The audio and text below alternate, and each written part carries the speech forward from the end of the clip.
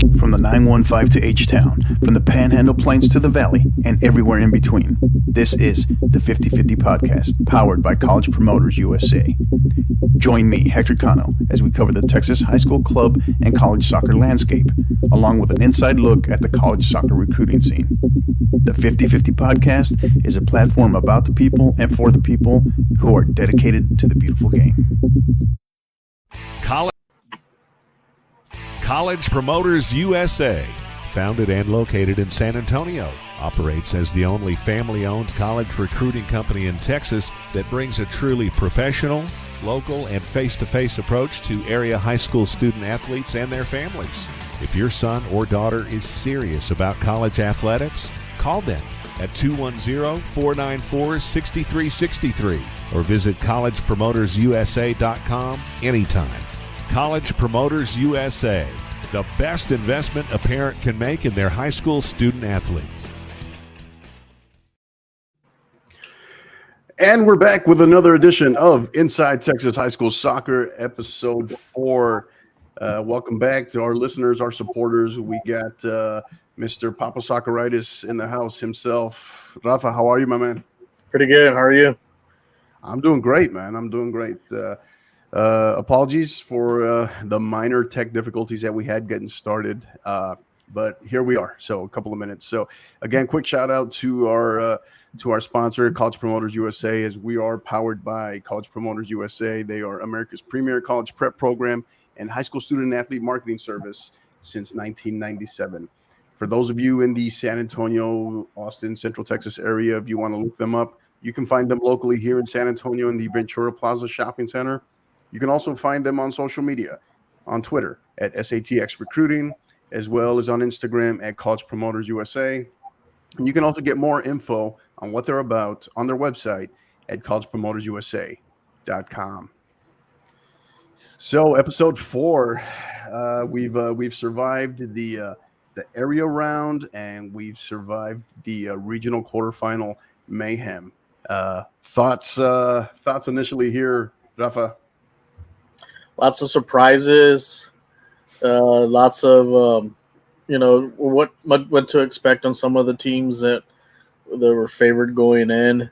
Like I said, we got a couple Cinderellas that are shocking everyone. Like I said, but hey, it's the right time to get hot. So, but they're just hoping they don't. It was a straight midnight for them right before the state tournament, going into the regional tournament here this coming weekend. Yeah, you talk about, there's one right out of the gate, right off the bat that I wanted to talk about. The Cinderella story themselves. Maybe there's two, one on the boys' side, maybe one on the girls' side, who are kind of busting brackets everywhere, and that's the Mejia boys and the Burnett girls. Thoughts on those two? Yeah, those two teams were just under the radar. Most, expected to maybe be out on the first or second round, and they've just found ways to win games, and that's the whole point when it comes to the playoffs. Can you find a way to win, whether it's pretty or ugly? What matters is, do you live another day in the playoffs, and that's what they're doing. They're fighting, scratching to survive, and who knows what this could lead. I think the one thing when you start winning games like that, you wouldn't go this deep. You start to believe in yourself, and you said, that you can go up against anybody, and just kind of be that David slaying Goliath. So right, yeah. So lots to cover on today's show. We're going to dive into the regional quarterfinal. We hit on a couple of our bracket busters briefly, but then we're also going to look ahead at the regional tournaments, locations, what's going on there as well. So, but before we do that, we're going to go ahead. We're going to bring in our first guest on today's show. So, she is Coach Carol Walters, the head women's soccer coach of the Bernie Champion Chargers. Coach Walters, how are you? I'm good. How are you? Can you hear me okay? Yeah, we can hear you great. Welcome back. This is, I think your third time? I'm a regular now. You are. We're going to have to give you some real estate to join us. Make you a guest host. I guess a special guest host maybe. Well, welcome. Thank you for joining us. You're on here along with Coach Rafa and I. So Coach, tell us really quick. Tell us about your recent. You had a hard-fought win versus Liberty Hill in your last round in the regional quarterfinal, and you're now headed to the regional tournament. But before we talk about the regional tournament, just tell us quick thoughts, initial thoughts on when you look back on that regional quarterfinal last week versus Liberty Hill. Well, we knew going into it, we had to really shut down the middle. They've got Kaylee Fowler up top and Emma Stevens in the middle and some other really strong center mids. And they focus so much on that kind of diamond formation coming through the middle. So our tactics going into that was really just to shut that down. And Addison Huber and Lorena Garza, who play in the center, really did an amazing job just taking away all their options, I think, for the most part. And so we were able to do a lot of controlling of the game and preventing those dangerous players from really getting a lot going. But they're a tough team. It was a really good game. Yeah, I bet, no doubt. So, Rafa, you got any thoughts, any questions for Coach? Going into this regional tournament, what can you tell us about McAllen? How do you guys match up with McAllen? I've seen McAllen in the past. They'd actually got to the state tournament as a 6A. Now they're at 5A. How do you guys match up with them going into this game on Friday? Well, it's tough with the teams from that region getting a lot of scouting information. Of course, we've done our due diligence to try to find out as much as we can. And from what I gather, their system is pretty traditional 4-3-3. Doesn't look like there's any big surprises or anything out of the ordinary. I think that we have to focus on them. Like I think like with Liberty Hill, their system was different than what we had seen against a lot of other teams. So tactically we had to manage that. But I think that this is going to be kind of a straightforward play our game and execute, I think that our team is as a whole really chemistry wise coming together at the right time. It's all about peaking at the right time. Of course, we've had, like every other team, a lot of injuries along the way. And my starting lineup, last week was nothing like I would have expected it to be back in January, and things continue to change. But what I was so just pleasantly surprised with is just, how well everything has come together despite, changing that puzzle around so many times. The girls are really playing well together. And I think that, if we play well, like we did on Friday night, I think we're going to do well against McAllen. So, Coach, your thoughts on that ever famous or infamous, maybe, Corpus Wind, right? You're going to be down there at Cabanas, Cabanas. I can never pronounce that correctly. Cabanas soccer complex. How do you? I guess you have experience playing down there, taking teams down there. Obviously, you keep the focus on your team, but how do you also kind of factor that in terms of the game plan and getting your squad ready?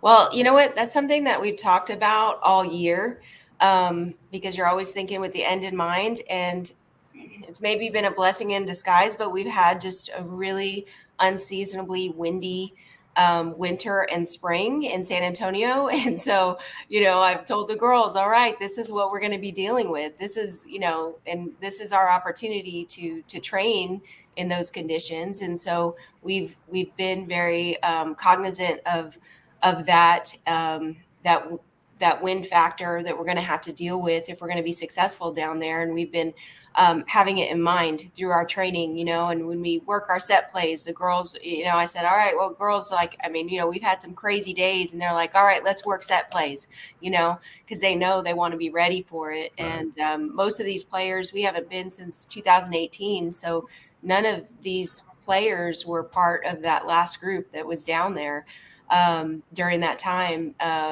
of playoffs, high school playoffs. So, right. But they're aware, and I think they're ready for it. Rafa? As far as expectations, going into the season, how are the girls feeling right now? We're at this point right now in the season right now, compared to like maybe during district, and now that everyone's gotten healthy and so forth. What's the confidence level right now going into this weekend? I think Friday night was just a really important highlight and maybe even turning point for our team, in the fact that we have known all along that we can bring it together and that we can execute really well for 80 minutes, a full 80 minutes. And I think that Friday night was, the fruition of all that work, and saying, yeah, okay, we're where we need to be when we need to be there. And so I think they're really confident. That's really good to hear. That you kind of stole my thunder there, Coach, because I was just going to ask you, like, hey, was there a point in the season where maybe you all really turned a corner and felt like you believed? But I guess, would you say, so I'm guessing you would say it was maybe last Friday night? I think that was one. There's always those moments where right. You kind of have these realizations. And the last time we played Drip, it was the battle that it always is. And we went down a player, and we continued to hang in there. And even though we didn't get the result we wanted, I think we gained a lot of confidence from that game, having played most of it with a player down. And so, yeah, there's been a lot of moments like that along the way. But Friday night was definitely really good for just the morale of the team, and having just, I've had two starting defenders out with season-ending injuries. Wow. And so, when you have those defenders go down, everybody goes, right. Whoa, what are we going to do here? Right. And Friday night, we're just really blessed to have a deep bench, and girls continue to step up. So, you've been here before. You're no stranger to the regional tournament, but obviously this is very, very different from last year, where it was a totally, because of COVID and logistically, it was completely separated, where you played them with 3 nights apart between the regional semifinal and the regional final. And I know you got to focus on McAllen first, but if you're lucky enough to get through them, right, and then in terms of getting ready for that regional final the very next day, in less than 24 hours, really, what are your thoughts on that as far as preparation? What changes? Obviously, as coaches and athletes, we're creatures of habit, but what maybe adjustments do you do on the front end going into the semifinal, and then of course on the back end after the semifinal? Well, I think we focus on going out that first half and putting in as many goals as we can, and trying to get that lead, and then start to make personnel changes and try to get fresh legs in there, and starting legs out, and be able to, conserve players and make sure players are ready to play that next day. And so that's definitely, that player management is going to be a huge part of that. Right. Yeah. Well, this has been awesome, Coach. We appreciate you we appreciate having you on. Thank you for joining us again. Any final words, thoughts, shout outs, anything you want to share about this upcoming regional tournament? Anything for your team? No, I appreciate you guys and your coverage, and just, it's great seeing all that information out there now about all the teams across the state, and not just knowing what's in your direct area. So I appreciate that. And but I just want to shout out to any of my Charger Nation that is watching, and just let them know that, we want full support this week for our girls. And we're looking forward to representing Champion and Bernie well. And good luck to our other Bernie schools who are also in the regional tournament. And a quick plug for your match, Coach. That's going to take place Friday at Cabanis Soccer Complex. What's the kickoff time on that again? 4:30. Is it 4:30? Okay. Mm-hmm. So again, that is Bernie Champion versus McAllen High School, 4:30 this coming Friday at Cabanis Soccer Complex. So thank you again for joining us, Coach. We appreciate your time. Thank you. And we wish you and your squad the absolute best of luck. Thank you so much. All right. Take care. Have a good night. Bye-bye. All right, man. So thoughts on Coach? She's got them ready to go, for this weekend. But, one question I forgot to ask is, like, in the back of the girl, I'm sure back of her mind and the back of the girl's mind is Dripping Springs. Right. Like I said, they played a close one at Dripping Springs. She mentioned they were down a player. It's always tough to be a team 3 times. Can they get that monkey off the back and be that dragon slayer and knock them off and punch that ticket to go to Georgetown? Yeah, and I think that speaks to part of the reason why they're here, right? Because they play in that district with Dripping Springs. They know each other extremely well, and and they're battle tested. Coach Walters has them. She, what I liked about having her on here tonight is she seemed very relaxed, in a good way, not in a, hey, I'm not worried about our semifinal matchup, but just very kind of composed, and which is typically her, but even more so, just seemed very relaxed. So it's interesting to see how they will tackle that. I kind of asked that partially in terms of, hey, how do you handle getting ready for the regional, the regional final? If you can get past the regional semifinal, how do you handle getting ready for that final, which is less than 24 hours later, especially if you kind of get sucked into a slugfest, right? A game that goes, to the wire, goes into overtime, or, heaven forbid, goes into penalties as well, right? Just we talked about it on Friday night, right? During our broadcast with, our post-match wrap up on the Reagan Smith and Valley boys match, is it's so easy to point at the physical toll that it takes on you in a game, in a game like that, but the emotional toll that comes with it as well, the mental drain that comes with it. I think oftentimes coaches know it, the athletes experience it, but I think everyone else, sometimes, whether it be just the communities, the parents, whatever, I think sometimes they forget that a little bit, or it's not forgotten, but it's just easy to not put enough emphasis on. Yeah. I wonder if they could say, like, going into the game, we're being you mentioned about fresh legs, is it a disadvantage playing the 4:00 game or the 6:00 game? If you play the 4:00 game, it's pretty much going to be in the middle of the, depending if it is really hot. If it gets hot, does that take a toll on you, especially if you go to overtime? Then the team that plays maybe later on, when the kind of sun kind of goes down, it's not as hot as that. Is that going to work? So those are a lot of factors. I think those factors are going to come into play, especially if you play over there in Cabinets. You're playing on turf. That's gonna be a factor as well. Yeah. So as we transition here, Coach, let's talk a little bit about. Let's talk briefly before we hit on other stuff. Let's look back this past weekend, the regional quarterfinal round. Maybe some of the key matchups around the state that maybe you wanted to highlight, that whether they were maybe surprises or just really great matches that you wanted to highlight. Let's start on the girls' side. What are maybe give us a couple of matches that really stood out to you that we wanted to dive into a little bit tonight. Well, that Flower Mound Marcus and Flower Mound game, that was one of those killer games.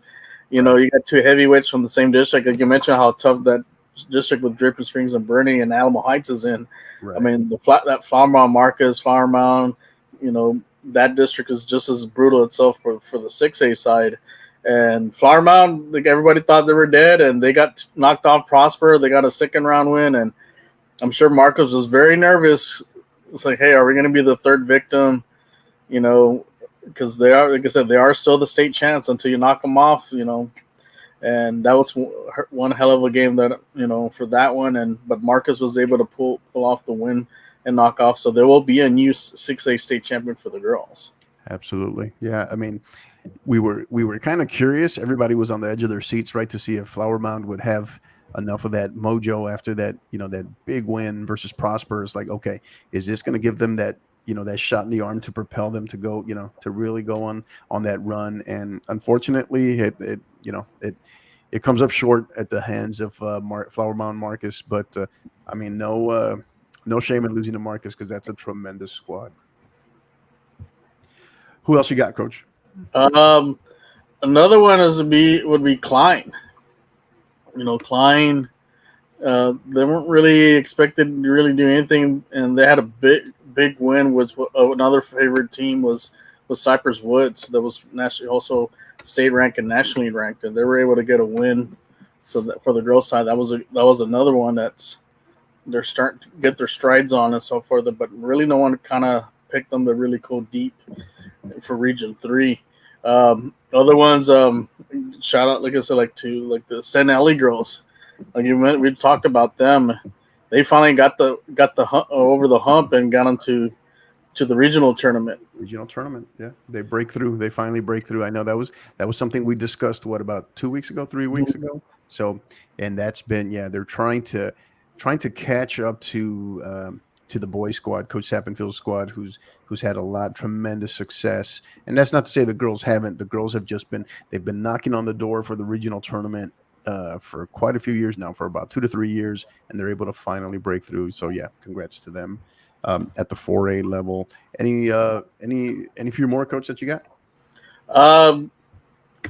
As far as here in San Antonio, we had two district rivals for 6A. The Reagan girls and the Johnson girls.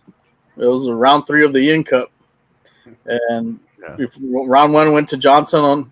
They took it to Reagan, but then round 2 Reagan took it back to them, and like, okay, well, who's going to win the rubber match here? And we went back and forth, and luckily we were able to see it while we were doing a little bit while we were broadcasting, and it just took one little mistake from a breakaway to get that shot off and get that one goal that pretty much sealed the deal for Reagan and punched their ticket to get to the regional tournament.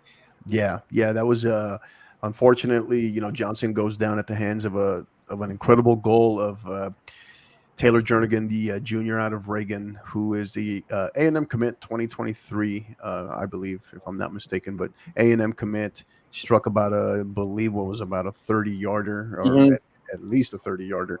So, and that was that happened in what I think with about 7 minutes to go in that match. So and then another one that was going on down the road that we were tracking closely during our live stream broadcast on Friday was the other rubber match that was happening in San Antonio out in the northwest side of town, between Taft and O'Connor. Thoughts on that one? That one, I think O'Connor was really expecting that game because Taft cost them the district title, and it threw everything as far as the seeding and gave Brennan the title. So I'm sure the O'Connor Panthers were very eager to seek revenge on this game, and they took, like I said, they took it to. And they knew it was going to be a tough game, but they did take it to Taft, and they're able to get a win. And now they're going to face another difficult opponent, which is Austin Westlake. And like I said, going into that game, like I said, can O'Connor knock them off? But O'Connor has beaten some big teams. They beat Spencer Valley, and Spencer Valley did beat Westlake, but then vice versa. So I don't think O'Connor is going to be afraid going against Westlake. Like I said, plus they'll have the home crowd behind them. So that's going to help them, and also playing on grass. I think that's something that some of the teams in Austin really don't play on anymore. And here in North Side and Northeast, they have the privilege, the opportunity to play on grass, so that could come into a factor going into this weekend. Yeah, that was the O'Connor girls kind of. I think they really wanted to make it a point versus Taft and not fool around with them, and jumped out to a good lead quick and early, and just kind of seemed to have taken the momentum out of that game pretty early.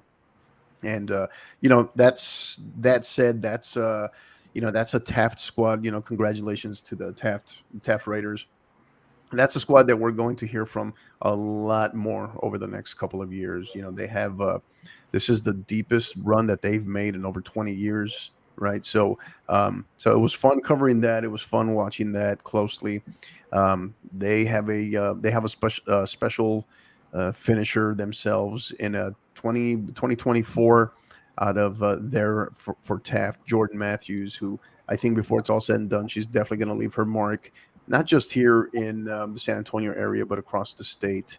And we'll be monitoring that one closely, where she ends up playing at the next level as well. So congratulations to both teams, both the O'Connor Panthers and the Taft Raiders, on a great match and a great season to the Taft Raiders. So. All right. So on the boys' side, Coach, who let's highlight a couple of matches for us, maybe that you were tracking closely during the regional quarterfinal matchups that you wanted to hit on. Oh, there was one big one in 5A out way west, and then I think it's one that was being really, really like advertised. I guess it could be like the levels of El Clásico. Del Valle and Bel Air. Del Valle and Bel Air.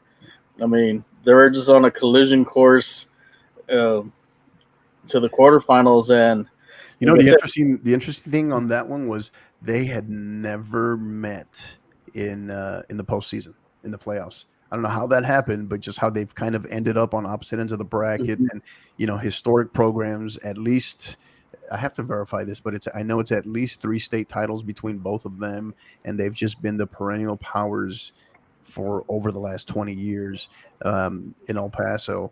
And for them to find themselves facing each other, it was pretty historic. It was pretty special. It was an all Lower Valley battle there in El Paso, and of course they had that game. That game took place there in another at another Lower Valley school at historic Hutchins Stadium there at Isleta High School. So I was personally happy to see that kind of all unfold in terms of 2 teams playing there at Isleta as well, and it was a grudge match. Ended up 1-0 in a game in which Del Valle scored early. Yeah, that was like I said, it was just a back and forth game, and like you mentioned about Bel Air is not your typical 4 seed. Normally they're a 1 seed team, but they've always been a 1 seed caliber team, and I think Del Valle knew that going in. It's like can't take these guys. Like, even though we beat them in the played them in the district play, these guys are capable of knocking us off and making another run to the state tournament. So, but Del Valle was able to pull off the win, early goal, and able to hold on, and now they advance, and now they have another tall task going up against Grapevine in that semifinal game. Yeah, a very, very dangerous Grapevine squad. So, so who else, Coach? Who else you got? Well, the one we were there on Friday night broadcasting was Reagan and Swenson Valley. Yeah. That was another rematch of a game that Reagan really, took Swenson Valley to the woodshed in the beginning of the season with a 5-0 win, but that was then. This is now. Swenson Valley I think they had pulled off 20-something straight wins right before they had a loss, with New Braunfels, but they were able to kind of bounce back, still win district, and they had an emotional win over Westlake and PKs. So the confidence was high and say, hey, we have a shot here with Reagan. This is our opportunity to get some little revenge. But, this was a lot closer game than that first game, and, it was back and forth. But the one thing with this, Reagan was able to take advantage of a lot of the miscues and for that Swenson Valley, and Swenson Valley couldn't really get it going as far as offensively. Defensively, they did some good things. The goalkeeper made some great saves. But Reagan just with that blitzkrieg offense, smothering you, pressing you, they, that's what's gotten them this far, and it's going to take them far. Who knows how far it will take them more, but it's worked for them, and it's now they have their ticket, punched to go to Blossom on this coming weekend. Yeah, it was a great match. It was everything you would expect in a regional quarterfinal, especially between two powers here, 6A powers in the San Antonio area. We knew it was not going to be a 5-0 match. It was a lot of back and forth. There were some. Smithson Valley had opportunities early, wasn't able to capitalize. You don't use the wind as an excuse for either team because both teams had to play in it, but it was also a factor. I think ultimately, I think it seemed like when Reagan had the wind at their advantage, they were able to ultimately capitalize a little bit better. So a number of factors, but it was a very tough, very physical match. What you would expect. Different schools of thought, but overall, I generally thought it was definitely there was still some cards handed out for sure, but I thought it was still a well called match. Yeah, another game that caught my eye because it's kind of a tweener Cinderella, like we didn't mention, was Northeast Early College High School from Austin. They knocked off College Station. Yeah. And now they're in the region. No one saw them going into making that deep. They were expected to kind of fall in the first round, and they've beaten some quality teams and going into their regional semifinal. Like so, they got Fort Bend, Kepner, who's 20-2. I'm wondering Kepner's a little nervous about this game, saying, "Hey, we got a giant killer team that can get the job done," and there's that making them a little nervous going into this weekend's regional tournament. But kudos to the Northeast getting a big win over College Station. It's a kind of a building block for that program. Getting a quality win like that. Yeah, absolutely, absolutely. So, so that's going to do it with looking back on our some of our key matchups, some that we wanted to discuss for the regional quarterfinal matchups that just took place this past weekend. So we're going to go ahead and bring in our next guest. She is Coach Olivia Flores, of the head women's soccer coach of the San Antonio O'Connor Panthers. Coach, how are you? I'm good. How are you guys? Thanks for having me on. Oh, we're great. Thank you for joining us. Thank you for being extra punctual too. We appreciate that. If you're on time, you're late. Exactly. So awesome. So, Coach, thank you for joining us. We appreciate you. We promise we'll make this. I don't know if we'll make it painless, but we'll make it quick. Okay. So, thoughts on big match, obviously rubber match that you all just had versus Taft. We were just discussing it a few minutes ago, right before you joined us. An emotional one, obviously, for a number of factors. There's, it's a rivalry, it's a battle, everything else, everything to be expected. What were your thoughts? What was your message going into that match with for your team? And then what were your takeaways after that match? Well, I think in the beginning, it's so funny, right? Because you don't think you're going to see these teams like 2 times before you go and see them again. So it's interesting that, we've played Taft 3 times, this season. So we definitely had something to prove. We had a tie and then we had a loss. And so we went in and we had to, minimize those mistakes that we learned in those first 2 games. And they stepped up to the challenge, my team, for sure. They were confident. They knew what they needed to fix. They knew what we needed to execute in order to be successful. As far as our takeaways from the game, I think I couldn't have asked for more. They showed up, they showed off. That is my biggest thing. You show up and you show off. And right now it's, this could be it for us. And we say that every year with every senior group, but it really is. It really could be it. So you need to leave it all out on the field. And it was definitely a very intense game. Just because it was played on the grass and it was packed. It was a full house.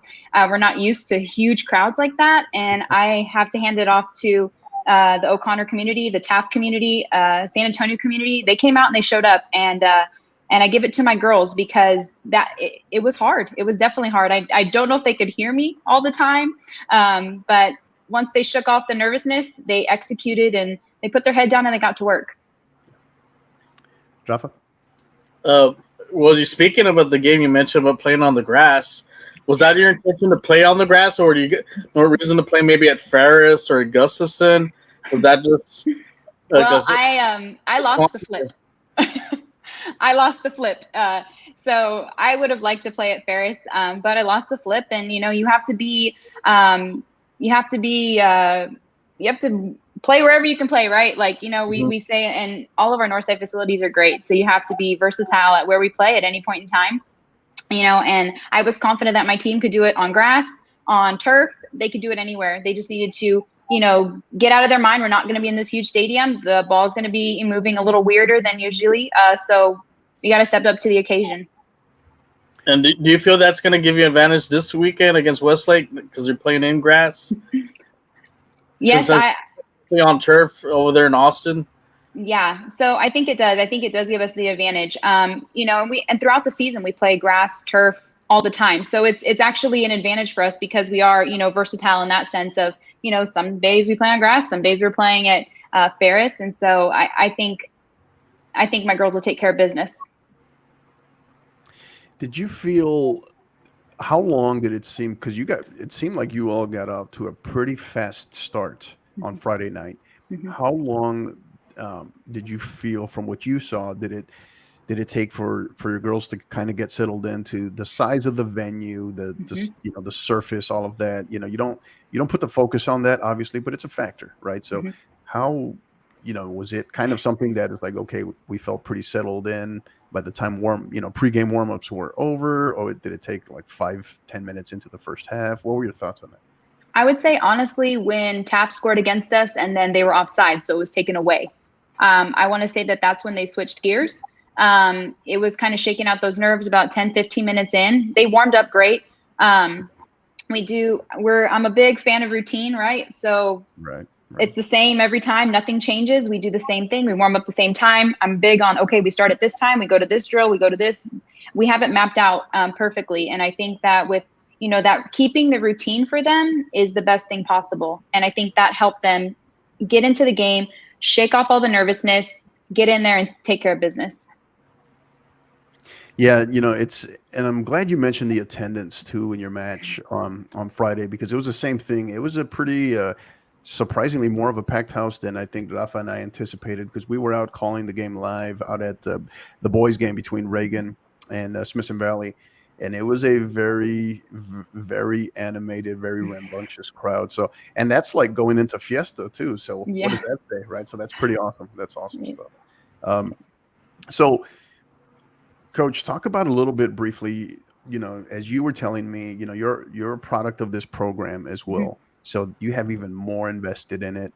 So you've been around the program at, kind of different angles from different points of view. And what makes this squad different from when you played, or even also just the other squads that you've coached in the past? Yeah. And I think what makes it different is the fact that coming back from a pandemic was really hard. I'm sure coaches have told you that it was really hard. It was really hard to coach, remotely, and then we're back in person, and then we're kind of there, we're kind of not here. So this is our real first season back, because I've been with O'Connor for 4 years now. So my first year was a normal year. Then we went into the pandemic. Then we had our remote, and then back this year. So I think honestly, having everybody back at school, back on a normal routine, and just keeping it like a family. We have our team dinners. We have a wonderful group of parents. I can't thank them enough. The community that we have behind us. I mean, they bring meals, they bring snacks, they've done send-offs for every single game, and nothing helps us more than that family and that backing. And I think that's what's consistent from when I was in the program to now. And what's really great is having, my old teammates and opponents, just backing us up. And once you're in O'Connor and it's athletics, you're in forever. That's just it. You ride or die O'Connor, navy and gold all day, every day. It's just how it is. And so I think it's the community, honestly, that has just helped us so much, and the support. we couldn't do it without them. And I really like to thank you guys too, because you're putting us out there, and I think this is a wonderful platform for our kids. I can't be more thankful to just shining a light on girls athletics, boys athletics, San Antonio, just Texas in general. The support is really great. And so I think that that's what's pretty much the same from when I was there, and continuing that family-like aspect. Because at the end of the day, I tell them, we spend more time together with you guys than our own families. So, we're going to have rough days, good days, wins and losses. But at the end of the day, we're a family, and it's great to have that support. Yeah. Ain't that the truth? We spend, I tell my girls the exact same thing, right, over at St. Mary's Hall. So, and it's funny you mentioned that too, because here we like to kind of give the love also with some of our, whether it be some of the team parents, some of the boosters, the marketing, the marketing gurus that run maybe sometimes the Twitter accounts for some of the teams here. Got to give some love to your group, your parents. They do a phenomenal job on the marketing side as well with running a Twitter account as well, and just being accessible to us. So big shout out to them as well. So I can only imagine in terms of your community. So yeah, big shout out to them as well. So Rafa, you got anything? No, you gotta love Helotes, which I live actually a mile away from Helotes, and my parish is there. My parish is there too, Our Lady of Guadalupe. So like I said, it's a tight. Like I said, what Coach said, it's a tight community. They love, like I said, they love the kids there. Wherever sport, they always give the backing, for the kids and stuff. They're always there. So that's great to have there, there for the players to have that support. Coach, going into this Friday's game, Westlake, what do you anticipate on this matchup? How do you feel going into this matchup with them? I feel confident in my group. I feel that these girls are some of the strongest girls I've ever met. And that goes from people stepping up, at any point in time, whether you have 2 minutes or 50 minutes on the field, these girls give 110%. And so I know that we're going to bring intensity. Absolutely. This is a great route that we're taking right now, and we're going to enjoy it, but we're also going to hustle and compete. And that's my biggest thing is I want these girls to walk away and saying, I left 110% out on the field. I'm leaving no doubt. Everything. I tell them, red line it all the time. I have subs for you. Just red line it for me. And they have. And I know that they're a fast and a quick team, but we're fast and just as quick. And so I know it's going to be a very competitive game, but I know my girls are going to rise to the occasion. We went to Corpus twice. I drove them one time. We took the charter the next time. The wind was insane. They just adjust, and they're doing a wonderful job. And I couldn't be more proud of the group that I have. And I'm excited to see a very well-known program against us. I think it's going to be a great matchup. That's awesome.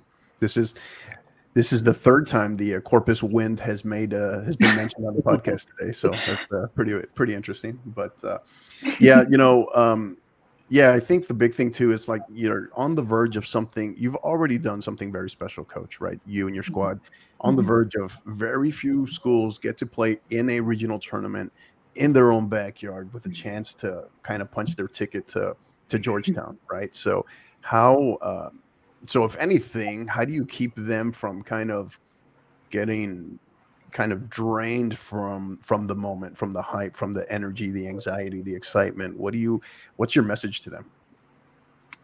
Routine, right? I think I'll go back to that. Just keeping our routine. We practice same time, same, every day. And it was really good because that Friday game, we had our normal day at school. I had my captain set up our meals. Our parents brought our meals in. We ate as a team. We went on the bus. We did our normal routine. And I think what's going to be great about going into this weekend is we're home, and that's going to be an advantage for us because we can sleep in our own beds. We don't have to stay overnight. We don't have to try. We're going to go as a team. Our families are going to be there. It's going to be, something where it's close to home. So I think that routine is the best. And I also think keeping your mind right, I think that's a big thing too. I have told them since day one, I am so confident in you. I can't tell you enough how great you are. We make mistakes and we fix those mistakes, and we're not perfect, right? But I am so confident in you, and I know that you can do this. You have to believe that you can do this. You have to be confident in your abilities and confident in your talent. And I tell them all the time, I believe in you, and I have since day one. You've got to believe it all the way through. So I think it's just, and as well as keeping healthy, right? Like this is the end, this is the end, right? And they're starting up club again, and making sure they're eating right, sleeping right, hydrating right. I send out so many messages a day. Come to my room, come get a water, take some liquid IV. I'm just I try to, take care of them as best as possible and their bodies, because again, they're young women, and this isn't it for them too. Some are going on to play college ball. So, we have to make sure that we keep them hydrated and rested. And there's so many things that go into it, right? Like it's crazy. So we try to control what we can control. Yeah. Yeah. We just had Coach Walters on a minute ago. Excuse me. And I mentioned that exact thing, is that as coaches, me in particular, I speak for me as a coach, but as coaches in general and as athletes, we're creatures of habit, right? So routine as best as possible. So no doubt. It's funny you mentioned as well, going and playing the next level. Someone who I have to give a shout out to, one of your studs, and Chloe Ramirez. Yes. Personally speaking, she's one of my athletes. She's one of our athletes at College Promoters USA. Yeah. So big shout out to her. Glad to see her making that step, continuing her journey to go to the next level. And and as Rafa is my witness, Coach, I've been big on you all year. I think it's been pretty amazing how it's like, hey, no one's talking about O'Connor. They're just building this incredible resume. No one's talking about them, and so.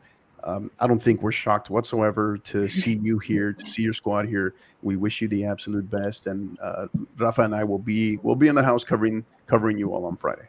Awesome. I look forward to it. And again, thank you guys so much. I can't thank you enough for the platform that you give these kids. It's amazing, because of if you think about it, like if we had this stuff back in our day, where would people be? And it's I think it's awesome that you guys are taking time out of your day to promote these kids, cover these games, be there. And we can't thank you enough for the support. Yes, ma'am. Thank you. You all are the reason why we do it. So thank you so much. Again, Coach, we wish you, your squad, the absolute best of luck. And again, you all will be facing Austin Westlake Friday. Do you all have the 1 p.m. or the 3 p.m. game? 1 p.m. Okay, so that's Friday at, I believe that's changed to Comalander now, right? Yes. Correct? Yes. Yeah. Mm-hmm. So no longer going to be on the grass fields. It's here and there. I mean, things have been changing. Normally they have Blossom, right? Blossom West. Right. Yeah, right. I think it depends on what time. Yeah. I've seen the site now. I've seen now the original UIL site calls for Blossom Athletic. Yes. For Blossom West, mm-hmm. And now some of the reports that we're getting is Comalander. Comalander, so, yeah. So we're gonna try to verify that what it is. You just make sure we get there early. See when we know right. to go to. Well, I could shoot you guys an email. I'll let you know when I know. So we'll go where all the buses are at. And that's where the game's going to be. Right. Exactly. Awesome. Well, we wish you the absolute best, Coach. Thank you again for joining us, and best of luck. And have a good night. Yes, you too. Thanks, guys. Bye-bye. All right, man. So a lot of good energy from Coach Flores. What are your thoughts? No, she's got them pumped, ready to go. And like I said, I had the pleasure of seeing them play in that one big game they had with Brennan that was gonna determine the district championship. And those girls took it to Brennan on that day. So what she said, they hustle, they work together, they're fast. They don't stop. And Austin Westlake's gonna have their hands full with O'Connor. I think Westlake, because of their name, they may think, hey, we're gonna go to the regional final. Don't count out O'Connor, because like I said, O'Connor did knock off Swinson Valley. That was Swinson Valley's only loss before they lost to Westlake, and that was the eye opener there. Say, hey, this O'Connor team might do some damage later on, and here's the proof right there. They're in the regional semifinal. Could we see, we could probably see another third game between Brennan and O'Connor. If Brennan knocks off Reagan, we could see that. We could have an all Northside final. Yeah, that's definitely not out of the question. And I love the energy. Coach Flores is like, you can tell that they're going to come ready to play. They have a good focus, good mindset about them. And the more you get to speak with Coach Flores, the more you understand you understand the success behind O'Connor this year. So yeah, great energy, great focus, great mindset. So yeah, it should be a great game. We'll get clarification on whether it is indeed Blossom West or Comalander, as we've seen two different reports. But I'm sure that will be clarified early in the week. So, all right, Coach. So we look forward now. So let's dive in and let's look at a couple of regional finals, key regional finals that maybe we want to hit on and discuss. Well, there's some big or regional semifinals, I should say, regional tournament. The one that really kind of struck my eye on the girls' side in Region 1 was that Stephenville versus Midlothian Heritage. Normally that would be a regional final caliber, even a state. If they're both in Region 1 and 2, I mean, that could be like a state final game. And it's going to be a shame that one's going to have to get eliminated, in that round. Like I said, it's going to be. I think that one, whoever wins that one's going to probably be one of the favorites in Georgetown. Well, I'm not sure. I'm sure Salina has something else to say, and I'm sure the Wimberley and the Brennan girls have to say something about that too. And even Bay City is another squad that's under the radar. That's been surprising teams, and they got 2 quality wins. And we're gonna say for 4A girls, we're gonna have some high caliber teams in the Final Four, and any of those 4 probably can win the state championship. Yeah, that Bay City squad, we were talking about it offline. That is a team that I am watching closely because you want to talk about a lot of momentum, a lot of confidence, and they are just, they're not just barely sneaking through either. They're kind of like the Grapevine girls. They're just, it's convincing fashion. They're winning in convincing fashion as well. So regardless of what opponent you put in front of them, just like the Salina girls as well. So yeah, you talk about the 4A. There's a definite trend in 4A, both on the boys and girls side is, we have schools like Bernie, Salina, Sanelli, Stephenville, Midlothian Heritage, who are seeing success on both sides of the house, right? Both their girls and their boys have qualified for the regional tournament. I don't think, and that's not by accident, so it's going to make for some very I think we're going to get some classic matchups from here all the way through to the state final in the 4A classification. Yeah, and like I said, other games you can look at, like I said, like the 5A girls. Like I mentioned, Bernie Champion, they got a tough with McAllen. Gregor Portland's up with Dripping Springs. That's going to be a great matchup. Even in the other regions in Region 1 for 5A for girls, you got a surprising Coronado team that's wasn't really favored from Lubbock. They weren't really favored to go that far, and they have a chance. And if they can knock off Colville Heritage, that could get a showdown with either Lubbock Cooper or Grapevine. Same thing when in Region 2, the Frisco schools. They have 2 Frisco schools still alive, Wakeland and Frisco High. It just shows how great that district in Frisco is as far as men. Well, not only the boys but also the girls. The girls soccer is very competitive there too. So some quality teams from that Metroplex area. Yeah, and I mentioned it earlier, and I know you just mentioned 2 of the other schools at the 5A level, schools where we are seeing both the boys and the girls squad playing in the regional qualifying. For the regional tournament include Dripping Springs, which we all know. We've covered them. We've talked about them pretty extensively. And Frisco Wakeland, and Grapevine. Grapevine is a team just, incredibly competitive, looking incredibly strong. But particularly, I want to talk about Dripping Springs. The big thing there, obviously, the boys survived a thriller, and the girls just, dominate, won again in convincing fashion. What are your thoughts there? You look at these Dripping Springs girls. They're they're a machine. How do they stay engaged? How do they stay focused to get through this regional semifinal, knowing that there's a good chance, right? It's not a given that they're going to have to possibly see Bernie champion once again to get into the state tournament. I think with them, they just have that swagger, that pedigree, that we don't care who you put us in front of us. We're gonna take care of business, And we've been lucky to see them twice already against Alamo Heights and also Bernie champion on the first time they played. They just have that aura, to dominate. They said we're here to dominate you, and that's what they do. They dominate you. And when you make a mistake, they make you pay, and that's you don't see that a lot of that with teams, especially on the girls' side. They're just one of. I think this even last year's and this year's team, they have something in that team, and then it's what the scary part is. We saw their JV play too. The JV's just as good as the varsity, and it's like, now that they're going up to 6A next year. They probably still be the favorite. Could they be the first team? Let's say they win the 5A district title, the 5A state championship. Could they be the first team next year to win the 5A and a 6A title back to back? Right. Which could be possible. Even though yes, they're going to be with Westlake and Lake Travis, but that program's on the up and up, and I think they've done a lot of great things there. And same thing with the boys too. You can't. I know the boys probably get a little overshadowed, but they had a great win over Roos.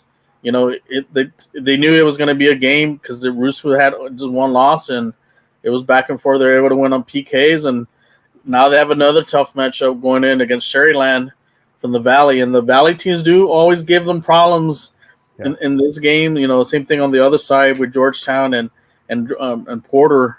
And I'm looking to see that rematch with Porter and Dripping Springs again this year. I think that's probably going to be your hopefully your regional final. I think that'll be an instant classic, for that game. Mm-hmm. Yeah, for sure. And then the other 6A team that we'll talk about where both the boys and the girls also have qualified for the regional tournament is the Reagan Rattlers, one of which who we just saw. You and I, we've covered both squads this year. We just got to see the Reagan boys up close and personal last Friday in a hard-fought win over Smithson Valley Rangers. Your thoughts on Reagan and their matchups? I think this game they had adversity. They knew that there wasn't going to be what happened the first time around, so they knew they were going to have some. And the thing is, they overcame some adversity. They got a goal. It was close early on. It was a 2-1. We don't know. Could have gone either way. But once they got that third goal, it was pretty much, game, set, match, because they knew that they had everything in control once they got that third goal, and it just lifted the team up and really just kind of stifled, Spencer Valley's confidence, trying to get an equalizer or try to get back in the game. And that's the scary part going in. As I said, they're going to play in their backyard with we saw how rabid their fans are, not in a bad way, but in a good way, because they feed off that energy. And, going into this, they're going to be one of the favorites, and I'm hoping we do have an all San Antonio final with Harlan and Reagan. I think that'd be a great game, going in. I think, so, and same thing with the Reagan girls, I think you got to give kudos to them for what happened to them last year. And I was at that game. They got dismantled by Vandegrift. They were totally embarrassed, down losing 6-0, and they come back with the rematch. They come back, knock them off, and then another big win here in the quarterfinal. And here's a shot for them to get into, possibly into, win the region and get into the state tournament this year. Yeah, and the Reagan boys too, they can beat you. They have the interesting thing about them is they have one particular style of play, and they're not going to back down from anybody, but they can they can beat you different ways in terms of their threats, right? They have multiple players on the field that can finish from range, from distance, and they play. What I like about them is you can tell they're a squad that they really look like they just have fun playing together, so it should be interesting. Should be interesting. Again, as you said, they'll be able to capitalize and playing in the Region 4 regional tournament here in San Antonio. So it should be interesting. So yeah, any other matchups, Coach? One out west, the Eastlake Boys versus Plano. That's going to be a really good game. This is a round that Eastlake couldn't get over the hump. Can they knock off that Dallas? That one of the, I mean, traditionally Plano's been one, like as far as the history of high school soccer, Plano's been one of those great powerhouses. They just knocked off Allen, which I'm sure Eastlake was looking forward to probably for that rematch. But now we say, well, we're going to go up with another tradition here, which is now Plano. That's going to be a great game. But this time Eastlake does have to travel to the Metroplex. It's going to be a long.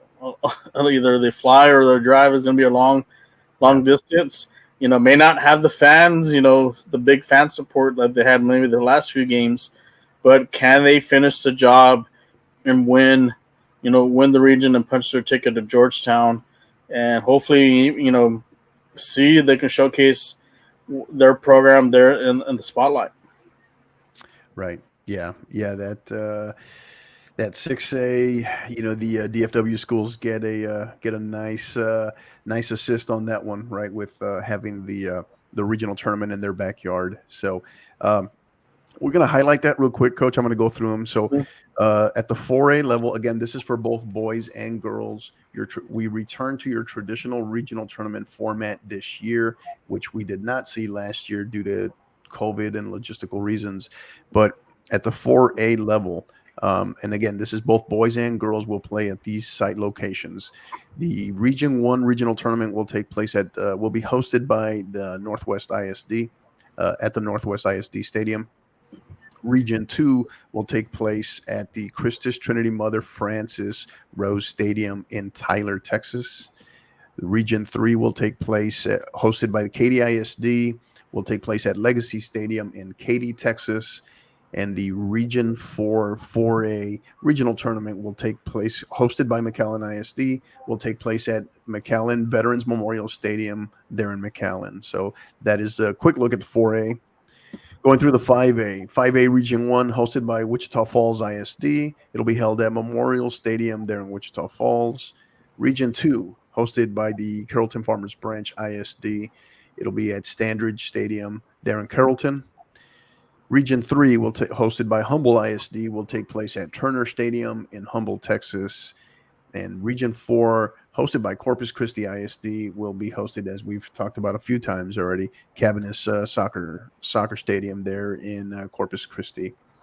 And last but not least, 6A, our regional site locations.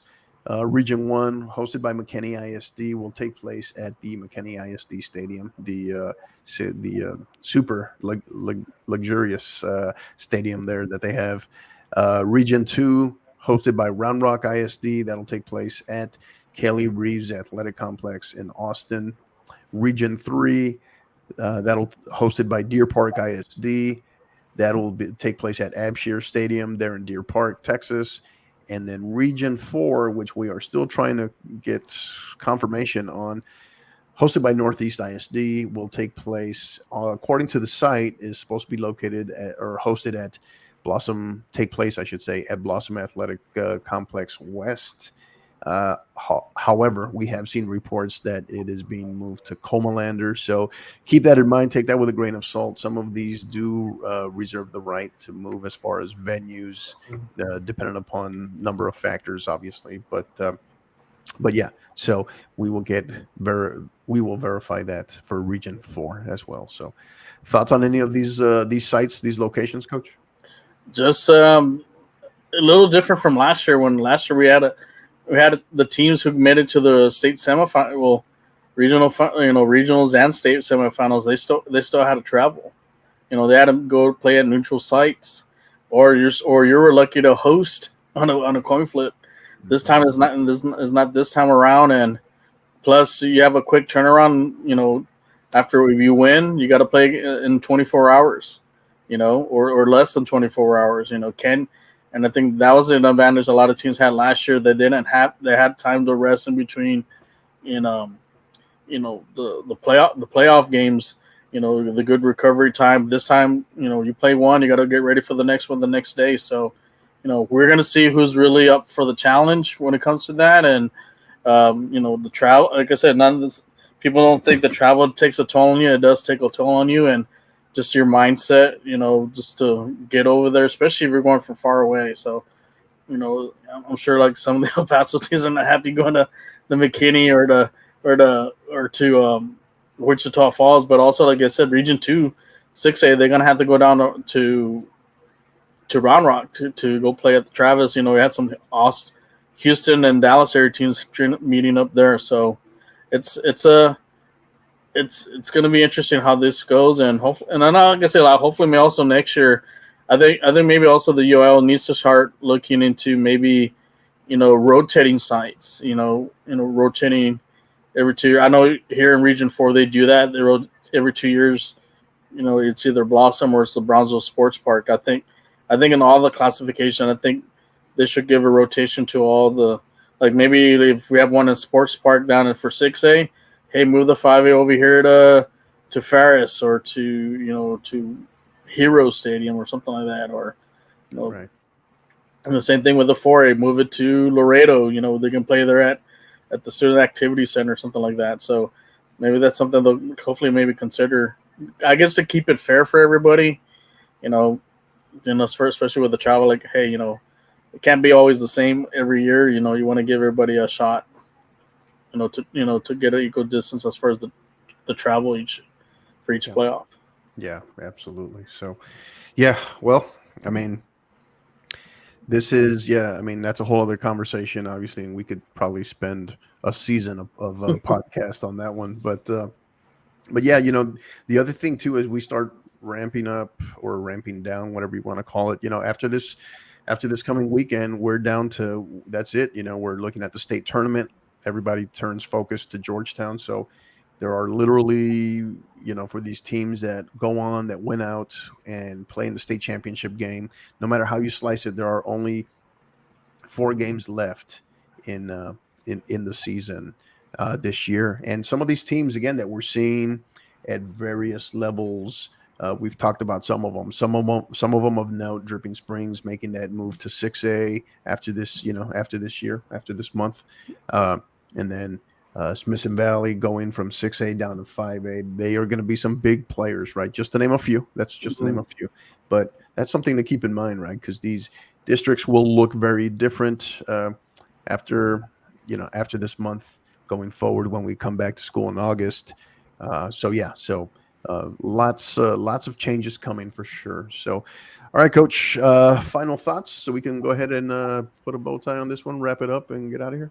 Like I said, looking forward to this weekend's regional tournament here, especially here in San Antonio. They're at the Blossom Athletic Center, so we'll be there on Friday to, whether it's through a live stream or audio or through Twitter. Like I said, we'll hopefully get some updates on that.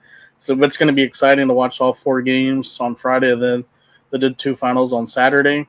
So best of luck to all the teams. And also we'll be doing on Wednesday the follow-up of the kind of the little bracketology, the updates, who we got right, who we got wrong.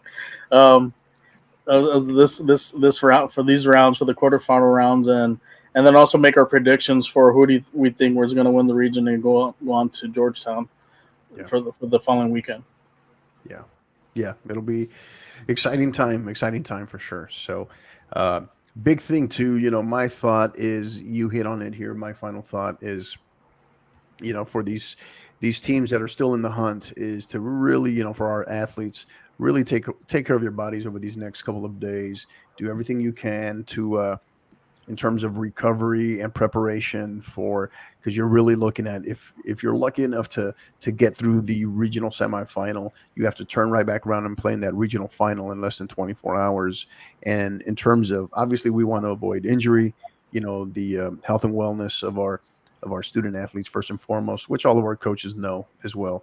But then the other aspect too is from the fan side is we want to be able to see quality regional finals with all of our top student athletes for all teams, at their best or as close to their absolute best as possible, right? So, because we do know sometimes in this format where they go back to back like that, the regional finals can be kind of rough, right? For heavy legs, number of reasons, injuries. So we want to try to avoid that. So we wish our student athletes the absolute best. Got to give some love to our athletic trainers around the state that help keep our kids safe, rested, and properly recovered. So thank you for that as well. So yeah, that's going to do it again for our listeners, for our supporters. Thank you so much. Can't thank you enough. Really appreciate you all. And actually, before I make that plug, Rafa, can you tell our listeners where they can find you, where they can find Harry, where they can find the roundtable? Yeah, they can find us under the San Antonio Soccer Roundtable on Twitter. So hit that follow, and then also on Facebook. And that's where we do most of our live streams, and also we're on YouTube, and we also have the San Antonio Soccer Roundtable.net. That's our new website, which you can actually listen to the podcast through different like Spotify and a couple other media routes. And so can you say that website? Can you say that website one more time? Yeah, that's let me get it right. Let me sure I get it right, because I know the website's always. Hold on 1 second. No pressure. No pressure. Yeah, our website is www.satxsoccer.net. Like I said, all of our podcasts are on there on audio, like through Spotify, Anchor, Apple. So it's on there. We have little videos there. We're gonna be posting videos. We have our little bios on there too as well. And then we are going to be formatting our show. We mentioned this morning, we're going to do formatting our show to kind of make it a little more organized, a little more specific things. Like today, we had the morning show with the San Antonio FC recap, last night's loss, which was a tough one, but so we're going to focus on that. And then once high school season's over, we're going to be talking about the Corinthians, Athenian soccer, a lot of the amateur leagues and so forth. And then also hopefully we'll have a hosting another Academy Soccer Summit like we did last year. So I think we're looking to that to feature the youth soccer out there here in San Antonio as well. Yeah. Good stuff coming from the San Antonio Soccer Roundtable. So make sure you go check them out as well. So again, for people that may be wondering what this is in terms of Inside Texas High School Soccer, is our joint collaborative series in working with the San Antonio Soccer Roundtable, where we put a focus on specifically talking about soccer across the state, and especially something that we ramp up particularly during the playoffs. So again, for our listeners, for our supporters, thank you for everything. We sincerely appreciate it. Always grateful for you all. And as we told Coach Flores earlier, you all are the reason why we do it, from our coaches to our student athletes, to our parents, to our administrators, and everyone in between, our the boosters, what have you. Please follow us. Please give us a listen. Please give us a rating. You can find us on all the major podcast platforms, in addition to the video, which you're seeing today, obviously, which you can find on both on YouTube as well as on Twitter. But please give us a rating. Hopefully, if you like us, give us a good rating. If you think we stink, well then, hey, you can. But we prefer you tell us that you like us. So hopefully we're doing a good enough job there. So awesome. So again, thank you for our listeners. We sincerely appreciate you, Coach Rafa. Thank you for your time. We appreciate it. And next episode will be coming out. Hopefully we'll talk it over. We'll be shooting for sometime, hopefully maybe next weekend. It's going to be a busy Saturday with regional finals as well. So we'll be coming at you. I don't know if it's not maybe Saturday night, possibly Sunday night, somewhere in there, but we'll get the word out. So thank you again. So for our listeners, you know what to do. You've been listening. Keep downloading and keep listening. You've been listening to the 50/50 podcast, powered by College Promoters USA. Help us continue to grow by liking, rating, and subscribing on all major podcast platforms. And don't forget to follow us on Twitter at 50_50pod, on Instagram at 50_50 podcast, as well as on YouTube at the 50_50 podcast. Until the next time, keep downloading and keep listening.